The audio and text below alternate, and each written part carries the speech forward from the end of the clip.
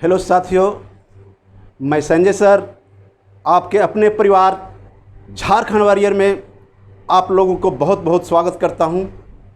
साथियों, वर्तमान समय में जो प्रतियोगिताएं परीक्षाएं हो रही हैं उसमें कॉम्पिटिटिव जो है बहुत अधिक बढ़ गए हैं।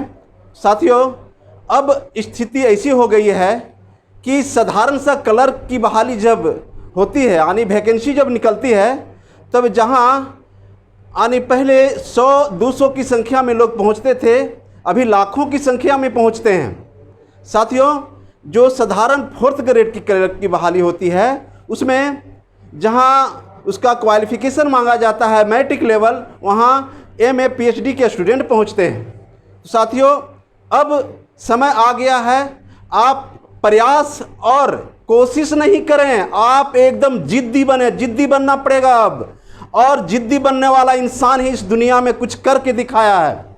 साथियों, अब ध्यान देना है आपको कि हम एक एक नंबर के लिए एकदम गहराई में घुसकर, जैसे समुद्र में गोताखोर अंदर से जा करके घुस करके डायमंड निकालता है, उस तरह से आपको साथियों अब विषय में गहराई से घुसकर आपको एक एक नंबर खोज करके उस मंजिल तक पहुंचने के लिए बहुत से बहुत जिद्दी बनना पड़ेगा। जिद्दी बन करके आप कंपटीशन को हासिल कर सकते हैं साथियों।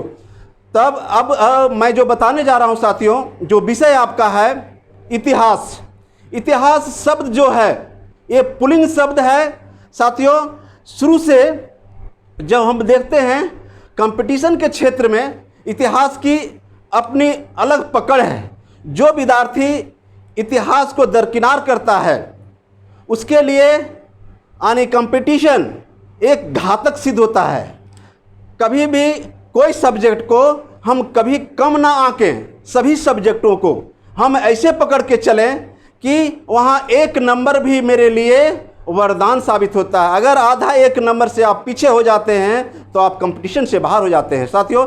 इसलिए हम सभी विषयों पर अपनी पकड़ बनाएं, और कोई विषय आपका हार्ड नहीं है, चाहे आप साइंस का स्टूडेंट हो, कॉमर्स का हो, चाहे कोई भी आपका फैकल्टी ग्रेजुएशन तक जो भी रहे हो, लेकिन आप अगर इंटरेस्टिंग बढ़ाएंगे कोई भी क्षेत्र में, कोई भी सब्जेक्ट में, तो निश्चित है कि आपकी सफलता एकदम आपको मंजिल तक पहुंचा देगी। तो साथियों, अब मैं जो विषय पढ़ाने जा रहा हूं, ध्यान रखना, इसमें इतिहास जो शब्द है यानी हम कहते हैं इति जोड़ हास। एक तरफ से इति जोड़ हास, इति मतलब बीती हुई और हास मतलब घटनाएं या कहानियां। यानी कहने का मतलब है कि ऐसी घटनाएं या ऐसी कहानियां जो सत्य और तथ्य पर आधारित हो, जो सत्य और तथ्य पर आधारित हो, उसे हम इतिहास कहते हैं। और जब हम देखते हैं इतिहास की बात करते हैं तो इतिहास के जन्मदाता हेरोडोटस, इतिहास के जन्मदाता रहे हेरोडोटस। इन्होंने अपनी एक किताब लिखी थी, उस किताब का नाम था हिस्टोरिका। और हिस्टोरिका में ये एक पेलोपोनियस युद्ध के बारे में इसमें चर्चा किए थे। और इन्हीं के बाद जब ये हिस्टोरिका किताब लिखे तो उसी शब्द से निकला हिस्ट्री, और इसलिए सिसरो जो रोमन का दार्शनिक था, उन्होंने इसे इतिहास का जन्मदाता या जनक या फादर सिसरो द्वारा कहा गया। किसको? हेरोडोटस को इतिहास का पिता कहा गया। अब ध्यान देना साथियों, इतिहास हम दूसरे अर्थ में देखते हैं। जो ग्रीस के लोग थे, यूनान के लोग थे, सबसे पहले ये ग्रीस शब्द, जैसे हेरोडोटस रहने वाला था यूनान का, ग्रीस का, तो इन्होंने यानी ग्रीस भाषा में हम कहें तो इति जोड़ हा जोड़ आस, इति जोड़ हा जोड़ हास, इसका अर्थ होता है, यानी यूनानी भाषा में यह निश्चित था। इसका अर्थ होता है यह निश्चित या यह निश्चय था, यह निश्चित था या निश्चय था। ये यूनानी भाषा के इतिहास का अर्थ है। इन लोग हिस्ट्री यानी हिस्ट्री का प्रयोग करते किए हैं। यूनानी भाषा में हिस्ट्री यानी हिस्ट्री करते थे। हिस्ट्री इसका अर्थ होता है बुनना। इसका अगर इसको तोड़ करके बताते हैं, इति जोड़ हा जोड़ आस, तो इसका अर्थ होता है यह निश्चय था, यह निश्चित था। और हिस्ट्री जो हिस्ट्री शब्द का प्रयोग है, इसका अर्थ होता है बुनना, यानी दोनों यूनानी शब्द है, इसका अर्थ अलग है। हम दूसरे शब्दों में कह सकते हैं कि प्राचीन से नवीनता की ओर आने वाली मानव जाति से संबंधित जो भी घटनाएं होती है उसे हम इतिहास कहते हैं, प्रामाणिक स्रोतों पर आधारित।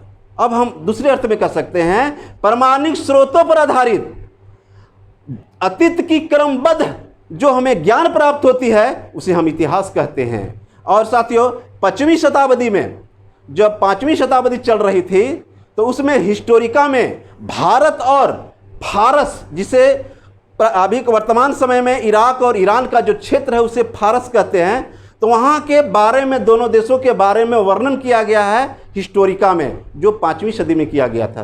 तो इस तरह से देखते हैं इतिहास की अपनी एक अलग पहचान है।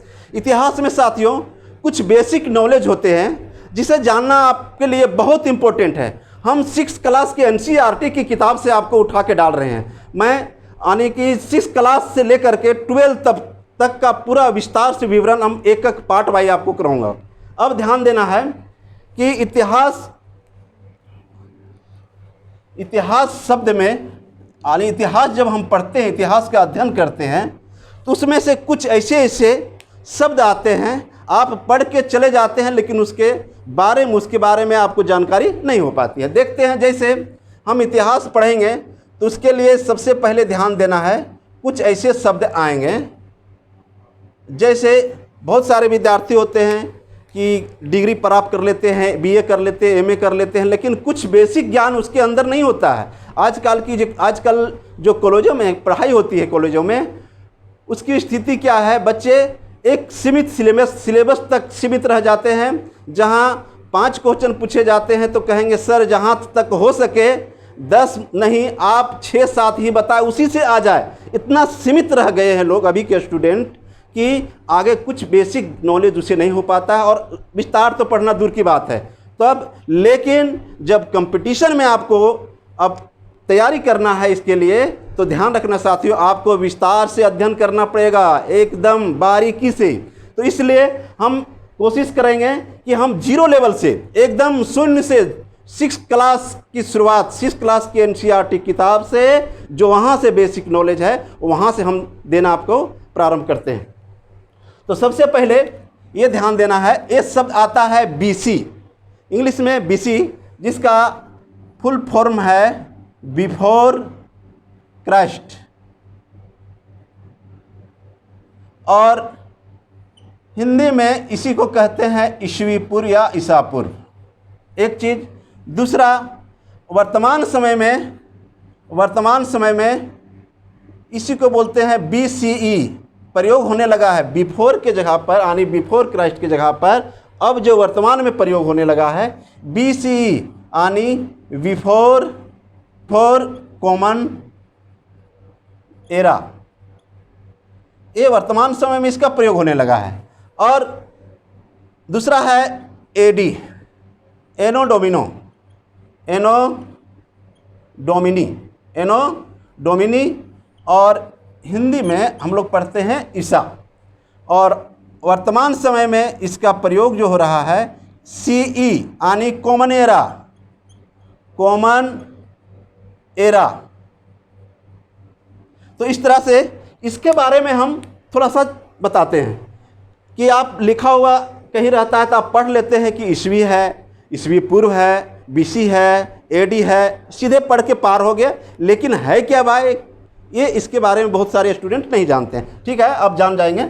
अब देखते हैं ये BC और AD, ये BC और AD इसी से लेते हैं, बाकी आपका इसी से क्लियर हो जाएगा। हम यहाँ ले रहे हैं, देखेंगे एक हम यहाँ लिए 1 ईस्वी। 1 ईस्वी इधर जब चलते हैं तो ये हो गया घटते क्रम में, घटते क्रम में। इधर जब चलते हैं तो ये हो गया बढ़ते क्रम में, बढ़ते क्रम में। अब ये क्या है, इधर हम लिख रहे हैं AD और इधर लिख रहे हैं BC, यानी ईस्वी पूर्व और ईस्वी, यानी ईसा पूर्व और ईस्वी। ठीक है, अब देखते हैं ये क्या है। तो साथियों, जो एक कैलेंडर है, यानी हम लोग जो पढ़ते हैं ईस्वी और ईस्वी पूर्व, ये क्या है कि ईसा मसीह क्रिश्चियन धर्म के जो पैगंबर कहते हैं, यानी ईसा मसीह का जो जन्म है, ईसाई धर्म का जो भगवान है ईसाई यानी ईसा मसीह, इनका जन्म यहाँ से लेते हैं। देखिए 1 ईस्वी, तो ईसा मसीह का जब जन्म हुआ उसके पहले, ईसा मसीह के जन्म के पहले के समय को, यानी जो तिथि है उसे कहते हैं BC। ईसा मसीह के जन्म के पहले जो तिथि देख रहे हैं उसे कहते हैं BC, यानी ईसा पूर्व, ईसा मसीह के जन्म से पहले। ये क्या है, हम इधर बढ़ते हैं, मान लेते हैं 1 से शुरू करते, सॉरी यहाँ हो गया। अब यहाँ आते आते 1 में यहाँ ख़त्म करना है, इधर बढ़ते चलेंगे 1 2 3, बढ़ते बढ़ते 100 200 300 1000। ये क्या है, इधर से हम घटते क्रम में यहाँ आ रहे हैं और इधर चलेंगे बढ़ते क्रम में। इधर देखते हैं 1 2 3 4, बढ़ते बढ़ते 100 200 2000 3000 4000, वर्तमान समय तक हम देखते हैं 2020 में हैं। तो ये क्या है, ईसा मसीह के जन्म हुए, आज देखते हैं 2020 हो गया, 2020 ईसा मसीह के जन्म हुए 2020 वर्ष हो गया। इसके पहले जो भी हम लोग इधर देखते हैं इसी को लिखते हैं, ईसा मसीह के जन्म से पहले जो भी जितने लंबी घटनाएं हुई है, जैसे हम कहते हैं आज यानी 2500 ईस्वी पूर्व में सिंधु घाटी सभ्यता की शुरुआत हुई, ईस्वी पूर्व। तो यहाँ से हम चलेंगे तो यहाँ पे आ जाएंगे, तो यहाँ 2500 ईस्वी पूर्व लेते हैं, 2500 ईस्वी पूर्व, ईसा मसीह के जन्म से पहले 2500 ईस्वी पूर्व, इस तरह लेते हैं। तो ये क्या है, ये घटते क्रम में, यानी ईसा मसीह के जन्म के पहले को हम लोग बोलते हैं BC और ईस्वी पूर्व। और जो ईसा मसीह का जब जन्म हुआ इसके बाद के जितने भी समय हैं इसको बोल रहे हैं हम लोग AD यानी ईस्वी। तो इस तरह से आप समझ गए होंगे कि ये BC और AD क्या है। इसी के अंदर वर्तमान समय में यही BC का प्रयोग बहुत सारे देशों में किया जा रहा है, BCE यानी बिफोर कॉमन एरा। और AD जो है, AD का वर्तमान समय में बहुत ज़्यादा बड़े पैमाने पर प्रयोग किया जा रहा है, CE यानी कॉमन एरा। तो इस तरह से देख लिए BC और AD, ये तो आप दिमाग में बैठा लेंगे अच्छा से। अब आगे हम बताते हैं कुछ और ऐसे इसके शब्द हैं जिसे आपको बेसिक नॉलेज रखना बहुत ज़रूरी है। अब देखते हैं, इसमें शब्द आएगा दशक। दशक 10 वर्ष, 10 वर्ष की अवधि को हम लोग कहते हैं दशक। जैसे 1 2 3 4 5 6 7 8 9 10, ये 10 वर्ष जो हुआ इसी को हम लोग कहते हैं दशक। और अब इसी तरह हम लोग बोलते हैं सदी, शताब्दी या शतक, ये होते हैं 100 वर्ष की अवधि, 100 वर्ष की अवधि। ठीक है, अब इसी के अंतर्गत कुछ हम बता रहे हैं। जैसे हम शुरुआत करते हैं 1 ईस्वी से, 1 ईस्वी से शुरुआत करते हैं, 1 से लेकर के 1 2 3 करके हम 100 तक पहुंचते हैं, 100 तक, 1 से 100 तक। तो 1 से 100 तक में 10 दशक होते हैं, यानी 10 दहे का 100।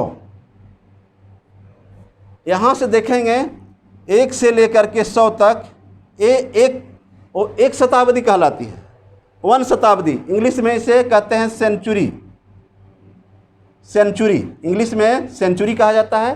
तब हम इसको कहते हैं प्रथम सदी या प्रथम शताब्दी या प्रथम शतक। तो यहाँ ध्यान देना है, 100 वर्ष की अवधि को हम लोग शताब्दी कहते हैं या शतक कहते हैं या सदी कहते हैं। अब यहाँ देखना है कि हम 1 से, अगर 1 से 10 तक गए, 1 से 10 तक, तो हम ऐसे बोलेंगे प्रथम सदी या प्रथम शताब्दी का प्रथम दशक, प्रथम सदी का प्रथम दशक, प्रथम सदी का प्रथम दशक 1 से 10 तक। जैसे हम 11 पहुंचते हैं, हम द्वितीय दशक में पहुंच जाता है। ये प्रथम सदी ही रहेगी, लेकिन ये बदल जा रहा है दशक। तब यहाँ हम 11 से लेकर के 20 तक ये वही रहेगा। हम यहाँ चेंज करेंगे सिर्फ क्या, द्वितीय दशक। इसी तरह से फिर हम 21 जाते हैं, 21 जा कर के फिर हम आ जाते हैं 30 तक। तो 30 तक में इसी तरह प्रथम सदी का तृतीय दशक। फिर आगे चलते हैं 31 से लेकर के 40 तक, तो प्रथम सदी का चतुर्थ दशक। तो इस तरह से साथियों ये टोटल हम चलते हैं, लास्ट तक देखते हैं 91 से 100 तक। हम यहाँ आ जाते हैं कि प्रथम सदी का अंतिम दशक,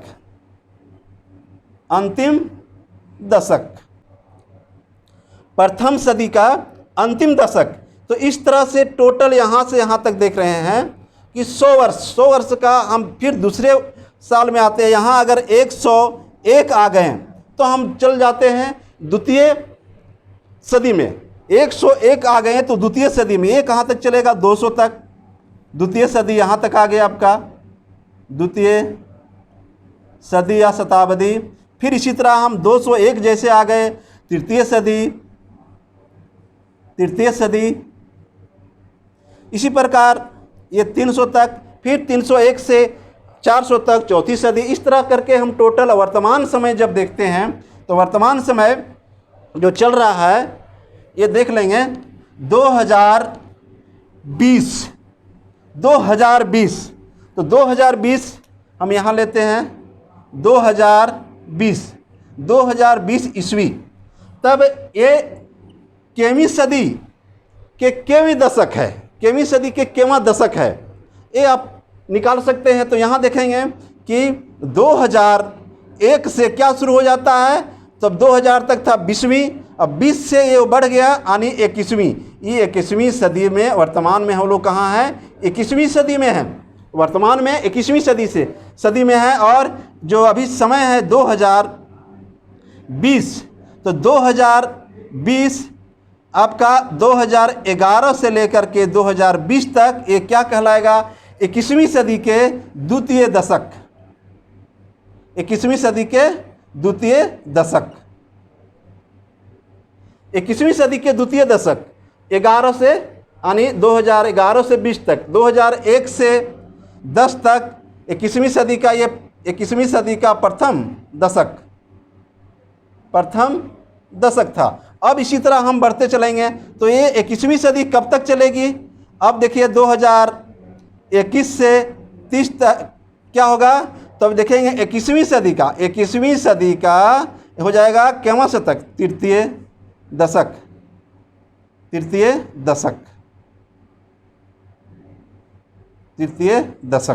इस तरह से ये 2100 तक जो आएगा ये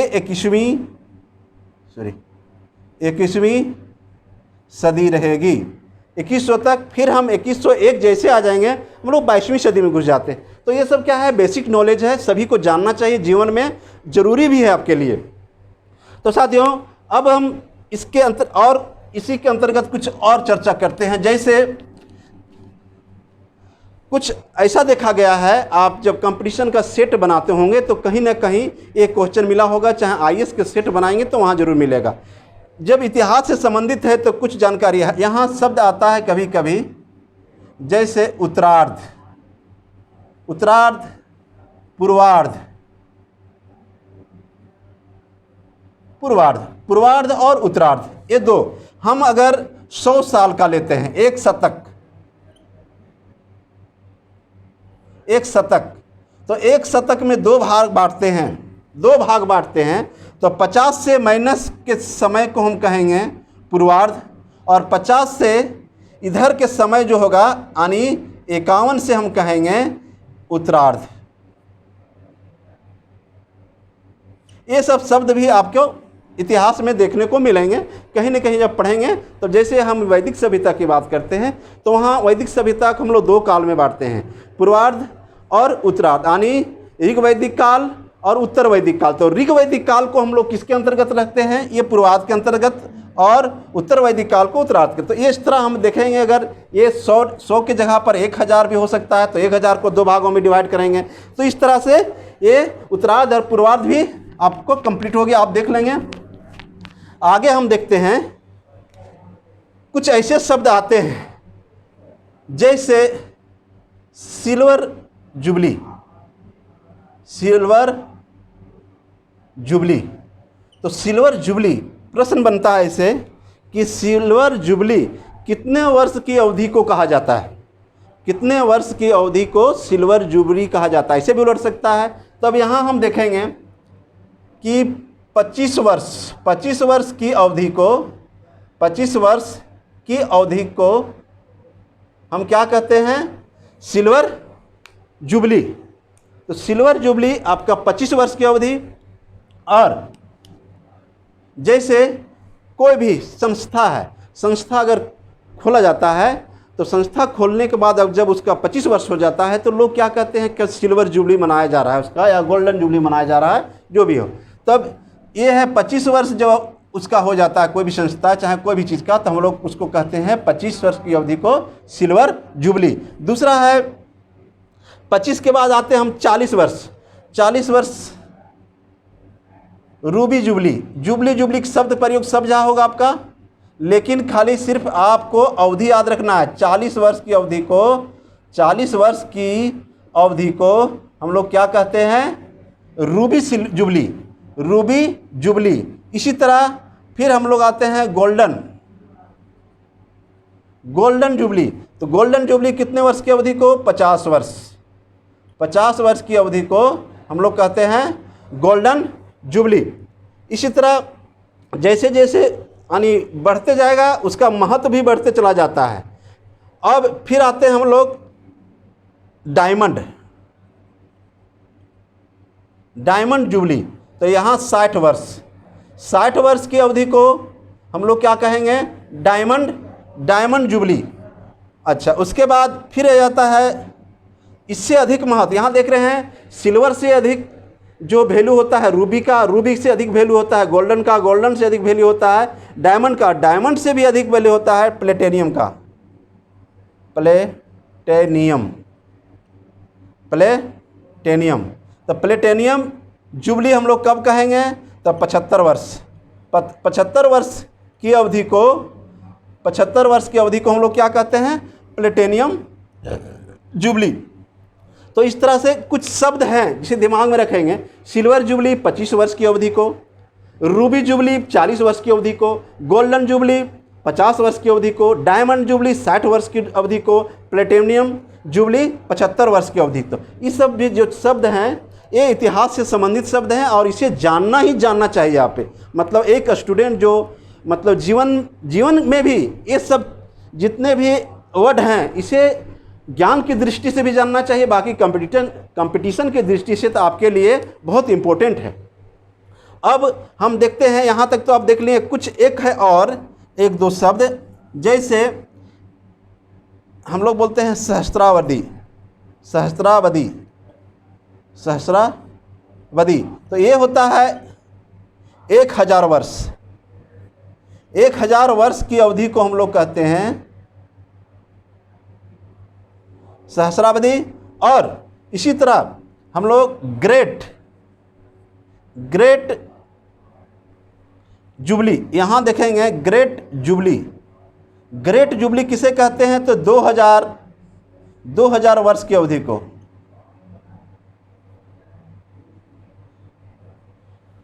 2000 वर्ष की अवधि को हम लोग कहते हैं ग्रेट जुबली। सहस्रावधि कहते हैं 1000 वर्ष को। तो इस तरह से ये जो शब्द हुए आपके यानी कुछ, ये बहुत इंपॉर्टेंट है। हो सके कि अगर परीक्षा में इस तरह के भी शब्द है, हम किसी एंगल से भी किसी तरह से पीछे नहीं रहें, ये हमें ध्यान रखना है।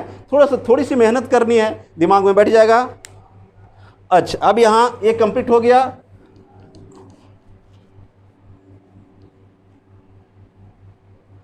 अब देखते हैं इतिहास में जो वर्तमान आपका कैलेंडर है, वर्तमान में जो आप कैलेंडर देख रहे हैं, जैसे हम लोग जो भी कैलेंडर वर्तमान में देख रहे हैं, भारत का तो अलग से हम चर्चा करेंगे, लेकिन ये विश्व स्तर पर है, इंटरनेशनल स्तर पर जो हम चर्चा करने जा रहे हैं, ये कैलेंडर की बात कर रहे हैं। तो ये ध्यान रखना है,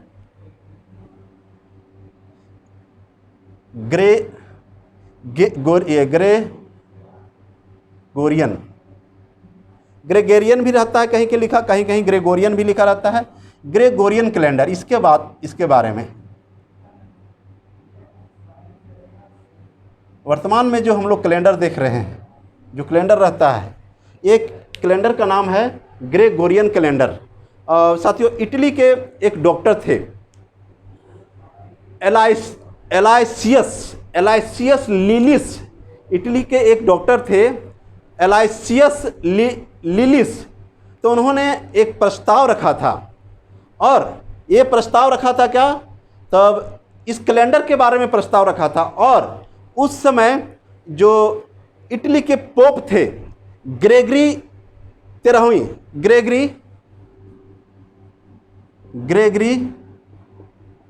13वीं, ये वहाँ के पोप थे, कहाँ के, इटली के। और उन्होंने इसे 24 फरवरी 1882 ईस्वी को, ध्यान रखना है,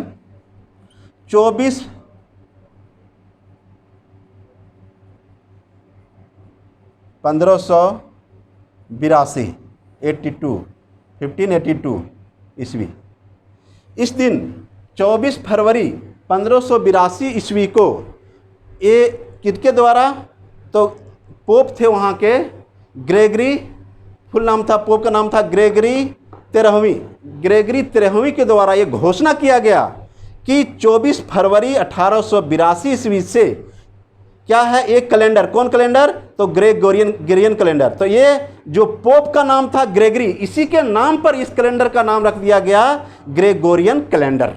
तो ये कैलेंडर जो इंटरनेशनल कैलेंडर, पूरे विश्व में ये कैलेंडर को माना जाता है। तो इस कैलेंडर की जो वर्तमान में हम लोग भी देख रहे हैं, ये कौन कैलेंडर है, तो ग्रेगोरियन कैलेंडर। ग्रेगोरियन कैलेंडर वहाँ शब्द में थोड़ा सा अंतर आप पकड़ लेंगे।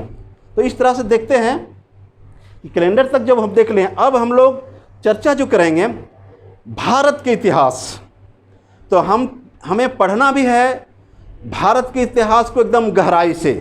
तो हम भारत के इतिहास को जो चैप्टर जो शुरू करेंगे, तो वहाँ भी हम ये थोड़ा सा वहाँ भी भारत के कैलेंडर के बारे में चर्चा शुरू करते हैं, और उसे वहाँ से लेकर के भारत के इतिहास की जो शुरुआत स्तर है वहाँ तक हम आपको क्लियर कर देंगे। ठीक है, तो बाकी बाद के वीडियो में आपको भारत के इतिहास के बारे में जानकारी दे देंगे साथियों। ठीक है, फिर नेक्स्ट बार मिलते हैं नेक्स्ट वीडियो में।